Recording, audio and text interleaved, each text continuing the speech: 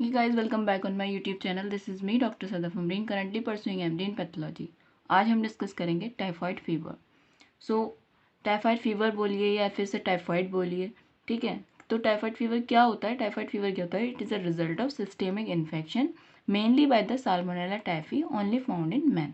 ये क्या है? एक तरीके का सिस्टेमिक इन्फेक्शन है. किसकी वजह से होता है? साल्मोनेला टाइफी की वजह से होता है. Disease is clinically characterize by, इसमें जो क्लिनिकल फीचर्स जो होते हैं क्या देखने को मिलते हैं इसके अंदर? कंटिन्यूस फीवर रहता है फॉर अबाउट 3 to 4 वीक्स तक. दूसरा, रिलेटिव ब्रेडिकार्डिया होता है with involvement of lymphoid tissue and considerable constitutional symptom. तो आपको याद रखना है इसके अंदर क्लिनिकल करेक्टरिस्टिक फीचर्स जो होते हैं इसके अंदर क्या होता है? एक तो कंटिन्यूस फीवर रहता है 3 to 4 वीक्स तक. उसके अलावा क्या होता है? ब्रेडिकार्डिया. पल्स कैसी रहती है इसके अंदर? ब्रेडिकार्डिया रहता है. ये इंपॉर्टेंट है, आपको याद रखना है. इन्वॉल्वमेंट होता है लिम्फोइड टिश्यू का, साथ में कुछ और कॉन्स्टिट्यूशनल सिम्टम भी देखने को मिलते हैं. टाइफाइड फीवर को क्या होता है? इंटेरिक फीवर भी बोला जाता है, लेकिन इंटेरिक फीवर जो टर्म है वो इंक्लूड करता है बोथ टाइफाइड को और पैराटाइफाइड को. अब बात करते हैं हम इसके अंदर एजेंट की. टाइफाइड फीवर किससे होता है? टाइफाइड फीवर का जो कॉजेटिव ऑर्गेनिज्म है तो वो है साल्मोनेला टाइफी. ये आपको याद रखना है. साल्मोनेला टाइफी एक तरीके का ग्राम नेगेटिव बैक्टीरिया होता है, एक तरीके का रोड शेप बैक्टीरिया होता है. इसके ऊपर फ्लैजिला प्रेजेंट होते हैं. पैराटाइफाइड फीवर किसकी कॉजेटिव ऑर्गेनिज्म इसके अंदर कौन है? Salmonella paratyphi ABC. टाइफाइड और पैराटाइफाइड के बीच में क्या फ़र्क है? जो सिम्टम्स होते हैं पैराटाइफाइड फीवर के वो लेस सीवियर होते हैं देन द टाइफाइड फीवर. यानी टाइफाइड फीवर ज़्यादा सीवियर होता है और पैराटाइफाइड फीवर के जो होता है उसके अंदर सिम्टम जो आते हैं वो कम सीवियर होते हैं. साल्मोनेला टाइफी जो होता है सर्वाइव करता है इंटरसेलुलरली यानी सेल के अंदर. इसकी वजह से क्या होता है कि सेल मीडिएट इम्यूनिटी जो होती है वो बहुत ज़्यादा इंपॉर्टेंट रोल प्ले करती है. मिनिमम कितना मिनिमम इन्फेक्टिव इनोकुलम जो चाहिए साल्मोनेला टाइफी का कितना चाहिए जिससे इन्फेक्शन हो जाता है? वो चाहिए 10⁻² से लेकर 10⁻5 बेसिलाई चाहिए. अब बात करते हैं एपिडेमोलॉजी के अंदर. जो मेनली इसके अंदर रिजर्वायर होता है वो कौन होता है? मैन होता है. सोर्स ऑफ इन्फेक्शन क्या होता है इसके अंदर? कैरियर होते हैं. या फिर आपसे इस तरीके से सवाल पूछा जाए कि most common source of infection जो होता है टाइफाइड का वो कैरियर होते हैं.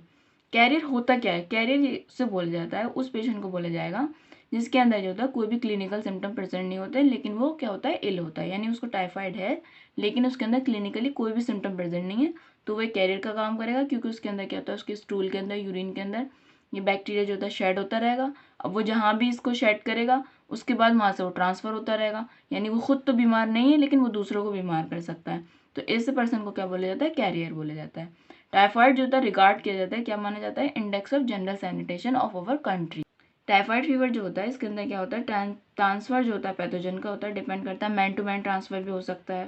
फिर उसके बाद ये होता है इसमें जो ये बैक्टीरिया होता है वो बहुत ज़्यादा वीक्स तक जो होता है सीवेज के अंदर सर्वाइव कर जाता है.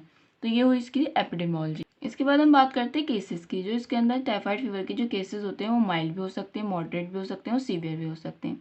ए carrier is infectious as long as bacilli appear in the stool and urine. यानी कोई भी कैरियर जो होगा जब तक इन्फेक्शियस रहता है, जब तक के बेसिलाई जो होते हैं स्टूल में और यूरिन में अपेयर करते रहते हैं. अब बात करते हैं हम कैरियर की. कैरियर इसके अंदर कैसे होते हैं? हमारे टेम्परेरी कैरियर भी हो सकते हैं, कन्वल्सेंट कैरियर भी हो सकते हैं और क्रोनिक कैरियर भी हो सकते हैं.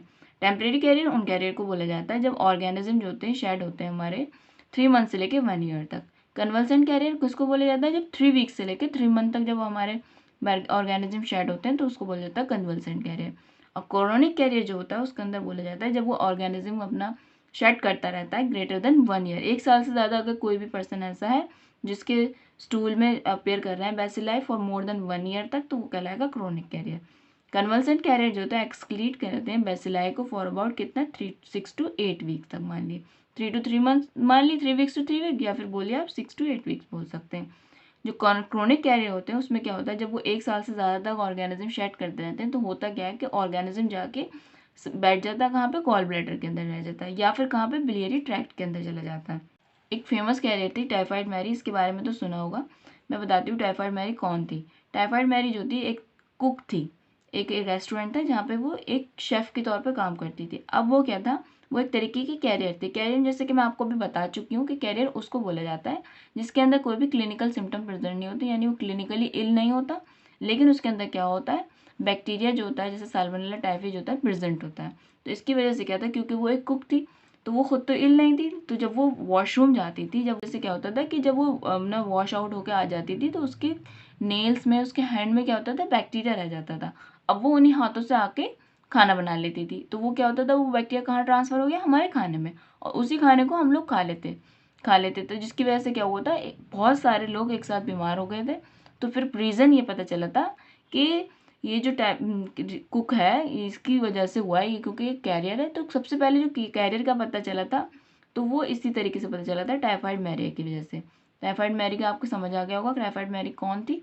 उसके बाद क्या होता है, यूराइनरी कैरियर जो होते हैं ज़्यादा डेंजरस होते हैं देन द इंटेस्टाइनल यानी फीकल कैरियर। इसका जो ऑर्गेनिज्म होता है वो शेड होता है यूरिन में भी और स्टूल में भी, लेकिन जिन लोगों के अंदर यूरिन में शेड होने लगता है वो ज़्यादा डेंजरस होता है एज़ कम्पेयर टू फीकल। अब बात करते हैं हम सोर्स ऑफ इन्फेक्शन की।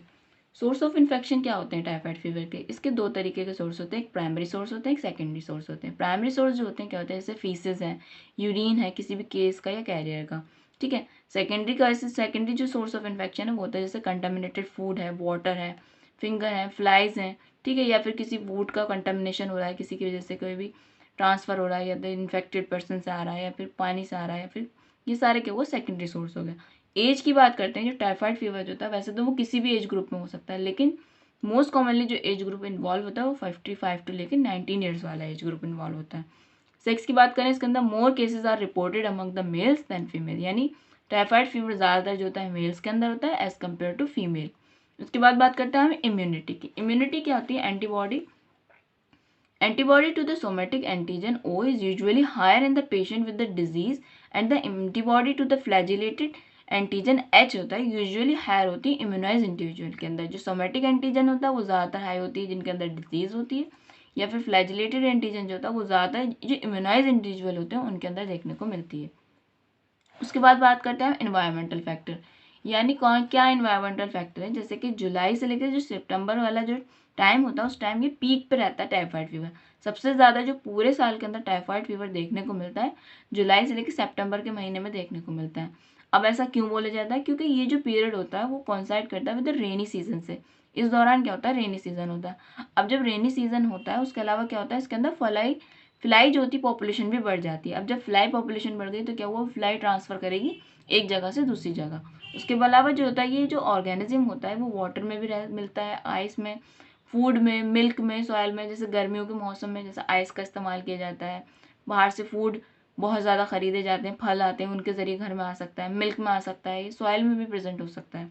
उसके बाद हम बात करते हैं इंक्यूबेशन पीरियड की, यानी टाइफाइड फीवर का इंक्यूबेशन पीरियड। इंक्यूबेशन पीरियड आखिर होता क्या है, इंक्यूबेशन पीरियड का मतलब होता है जिस दिन ऑर्गेनिज्म हमारी बॉडी में एंटर करा उसके बाद first day of appearance of symptom तक वो जो पीरियड होगा वो कहलाएगा इंक्यूबेशन पीरियड। यानी आज हमारी बॉडी के अंदर अगर एंटर कर रहा है ऑर्गेनिज्म, उसके 10 दिन बाद हमें सिम्टम प्रेजेंट हुए, तो यानी जो 1 दिन लेके जो 10 दिन तक जो पीरियड हुआ वो कहलाएगा इंक्यूबेशन पीरियड। तो इंक्यूबेशन पीरियड कितना है इसका, 10 to 14 डेज, ये आपको याद रखना है, ये आपसे पूछा जा सकता है, पूछा जा चुका है बहुत बार। और जो होता है ये इंक्यूबेशन पीरियड शॉर्ट भी हो सकता है, 3 डेज का भी हो सकता है, और लॉन्ग भी हो सकता है, कितना 3 वीक्स तक भी हो सकता है। उसके बाद हम बात करते हैं मोड ऑफ ट्रांसमिशन, यानी ट्रांसमिशन कैसे होता है। आखिर ये ऑर्गेनिज्म अगर प्रेजेंट है हमारे फीसेस में, यूरिन में, या फिर फूड में, वाटर में प्रेजेंट है, ठीक है, तो ये ट्रांसमिट कैसे होता है, हमारी बॉडी तक कैसे पहुंच जाता है, तो इस तरीके से ट्रांसमिट होता है। ट्रांसमिशन जो होता है इसके अंदर फीको ओरल रूट से होता है या फिर यूरिन ओरल रूट से होता है, ये आपको याद रखना है, ये आपसे पूछा जाता है सवाल। ट्रांसमिशन किस तरीके से होता है टाइफाइड फीवर का, तो आपने याद रखना है फीकल ओरल रूट या फिर यूरिन ओरल रूट। होता ये कि जो भी कोई केस होता है या कैरियर होता है, केस मतलब जिसको अभी प्रेजेंट टाइफाइड है यानी जिसका ट्रीटमेंट चल रहा है, और कैरियर वो जिसके अंदर कोई भी क्लिनिकल फीचर्स नहीं है लेकिन वो इल है, उसके अंदर क्या होता है टाइफाइड फीवर है, टाइफाइड फीवर वाले पॉजिटिव ऑर्गेनिज्म प्रेजेंट है, उसके फीसेस हैं और यूरिन, ये जो होता है main role primary source of infection है। अब ये हुआ जैसे फीसेस, अभी ये कोई भी केस या कैरियर है, इसने क्या किया, फीसेस किया, उसके बाद उसने क्या किया, वॉशरूम से आके अपने हैंड वॉश कर लिया, ठीक है। अब उस वाटर को किसी ने क्या हुआ इस्तेमाल किया खाना बनाने के लिए या खाने के सब्जियों को धोने के लिए, तो वो हुआ हमारे यहाँ तक पहुँचा, खाने तक पहुँच गया।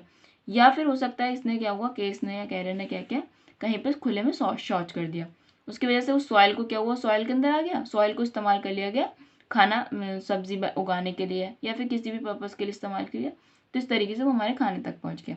उसके अलावा क्या हुआ, इसने जहाँ पॉटी की या फिर यूरिन पास आउट किया उसके ऊपर कोई भी आके फ्लाई बैठी, फ्लाई उड़ के फिर हमारे खाने पे आके बैठ गई, तो इस तरीके से यहाँ से लेके ये यहाँ ट्रांसफ़र हुआ। या फिर जो जो कोई भी केस या कैरियर था, उसने शौच किया, उसके बाद वो बाहर आया, आने के बाद उसके अंदर क्या हाथ धोए, लेकिन उसने प्रॉपरली हैंड वॉश नहीं किए, तो वो जो ऑर्गेनिज्म था या फिर जो गंदगी थी उसके अंदर जो उसके नेल्स में या फिंगर्स में रह गई, उसके बाद आकर उसने क्या किया, या तो खाना बनाया या फिर उसने क्या हुआ, कोई भी रॉ फूड को जो भी इस्तेमाल करना उसके इन टच में आया है उसके, तो वो उसके उंगलियों से लेके वहाँ ट्रांसफ़र हो गया। फिर वो रॉ फूड हमने जाके मार्केट से ख़रीद लिया, या फिर वो कुक्ड फूड हमने जाके ख़रीद लिया, या फिर हमने वो खा लिया, या फिर कोई हमारे घर में भी प्रेजेंट हो सकता है जो इस तरीके से जिसके हैंड प्रॉपरली वॉश ना हो, या फिर वो फ्लाइज के ज़रिए भी आ सकता है, फिर उसके बाद हमने उसको खा लिया। इस तरीके से ये हुआ कि जो जो ये फीसेस थी, यूरिन थी, जो कि केस और कैरियर के अंदर प्रेजेंट थी, तो वो किस तरीके से किसी भी वेल पर्सन के अंदर आती हैं, ये एक तरीके की साइकिल है। ठीक है, ये तो हमें पता चल गया कि ट्रांसमिशन किस तरीके से होता है। अब हम बात करते हैं कि पैथोजेनेसिस क्या होती है, यानी ऑर्गेनिज्म हमारी बॉडी के अंदर एंटर कर जाता है, उसके बाद क्या होता है कि हमें टाइफाइड फीवर के क्लिनिकल फीचर्स प्रेजेंट होते हैं, या फिर हम कैरियर बन जाते हैं, किस तरीके से क्या पैथोजेनेसिस होती है। यानी जब हम किसी भी कोई भी हम इस तरीके का फूड आइटम खाते हैं जिसके अंदर ऑर्गेनिज्म प्रेजेंट था, हमने इंजेस्ट किया, खाने के बाद वो हमारा गैस्ट्रिक एसिड बैरियर को पास करते हुए, यानी स्टमक को पास करते हुए, फिर वो गया ड्यूडनम के अंदर, ड्यूडनम से पास करते हुए पहुंचा स्मॉल इंटेस्टाइन के अंदर। अब वहाँ जाके वो रेस्ट करेगा थोड़ी देर, जब तक उसके बाद क्या करेगा, फिर उसके बाद वो क्या होगा, इंटेस्टाइन जो होती है, स्मॉल इंटेस्टाइन की जो वॉल होती है, उससे क्या करता है, वो पेनिट्रेट करके बाहर निकलेगा। बाहर निकलने के बाद क्या होगा, फिर उसके बाद वो ट्रांसपोर्ट करता है लिम्फेटिक के जरिए थ्रू मेसेंट्रिक लिम्फ नोड के जरिए, फिर वो जाके पहुंच जाता है ब्लड स्ट्रीम के अंदर, यानी कैपिलरीज के अंदर पहुंच जाता है। जब वो ब्लड स्ट्रीम के अंदर पहुंच जाता है, तो फिर उसके बाद ये होता है कि जो थोरेसिक डक्ट है हमारी बॉडी के अंदर, उसके ज़रिए फिर वो एंटर करता है बोन मैरो के अंदर, स्प्लीन के अंदर, लीवर के अंदर, फिर वहाँ जाके फिर वो मल्टीप्लाई करता रहता है। ठीक है, तो ये लिखा है मैंने कि इंजेस्ट करते हैं हम जैसे ओरली, फिर उसके बाद क्या करता है, जैसे गैस्ट्रिक एसिड जैसे स्टोमक के अंदर सर्वाइव करने के बाद फिर वो करता है ड्यूडनम में जाता है, ड्यूडनम के बाद एंटर करने के बाद क्या करता है, एपिथेलियम को पेनिट्रेट करके फिर इन्वेट करता है लिम्फोइड टिश्यू, यानी ड्यूडनम से निकल के स्मॉल इंटेस्टाइन में पहुंचा, स्मॉल इंटेस्टाइन के बाद क्या किया, उसने पेनिट्रेट किया, यानी पेनिट्रेट का मतलब ये होता है कि छेद करना, छेद करने के बाद उसके बाद वहाँ से निकल के वो पहुंच जाता है कहाँ पर, ब्लड स्ट्रीम में यानी कैपिलरीज में पहुंच जाता है।